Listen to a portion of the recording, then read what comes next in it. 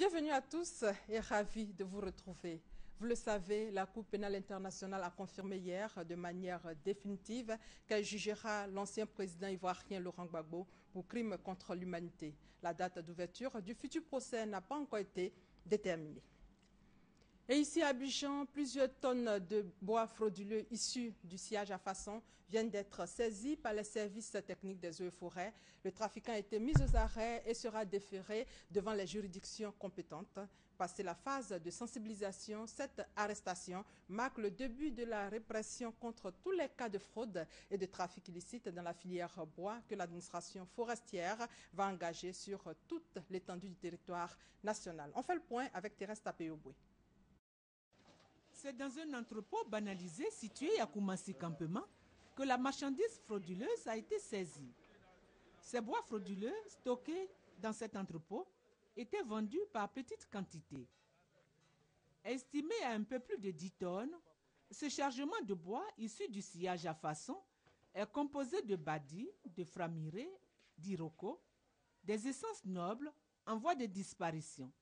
Selon le chef de cette unité, commandant Konaté Bassimori, cette procédure marque le démarrage de la phase de répression contre les trafiquants opérant dans la filière bois en application des infractions contenues dans le nouveau code forestier qui vient d'être promulgué par le président de la République.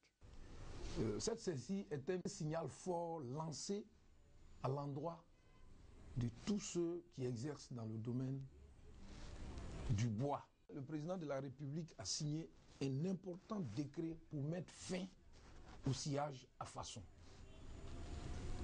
Dans la même foulée, le ministre des Eaux et Forêts nous a donné des instructions fermes pour traquer toutes les brebis galeuses.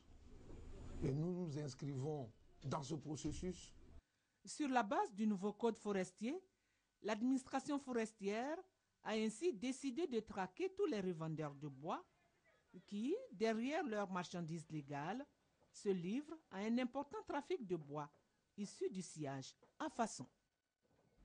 Aucun cas de fièvre Ebola en Côte d'Ivoire. Ceci dit, la lutte engagée par le gouvernement pour empêcher l'entrée du virus Ebola dans le pays continue de mobiliser les partenaires au développement. Hier, le ministre de la Santé a reçu un don de 135 millions de francs CFA. C'est un appui de l'Union européenne pour renforcer la lutte contre l'épidémie à virus Ebola. On fait le point avec Léon Brou.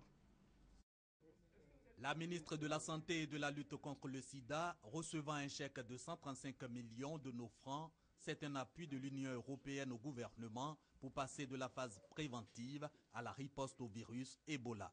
Il n'y a pas de cas d'Ebola en Côte d'Ivoire, mais il est nécessaire d'être prêt. Et le sens de l'intervention européenne aujourd'hui est d'aider la Côte d'Ivoire à être prête, justement, en permettant la mise en place d'un centre d'excellence au CHU de Trècheville. CHU de Trècheville, c'est ici que sera construit le site d'accueil des éventuels malades d'Ebola. Il sera équipé d'ambulances, de véhicules de transport de réactifs et de distribution de médicaments, en plus d'agents formés à la prise en charge de la maladie. Ce sera au total un centre d'isolement aux normes internationales dont la ministre de la Santé salue l'initiative, bien qu'aucun cas d'Ebola n'est à ce jour déclaré en Côte d'Ivoire. Si un cas survenant en Côte d'Ivoire, nous entrons dans la phase active. Et je pense que la Côte d'Ivoire a eu le nez creux, n'est-ce pas, en faisant en sorte que nous passions à un autre stade, que nous nous mettons comme si nous étions dans une situation de présence du virus et puis faire en sorte que les populations ivoiriennes soient protégées. Ce don de l'Union européenne répond à l'engagement pris par l'institution au début de l'épidémie d'Ebola à aider l'Afrique de l'Ouest à faire face à la maladie.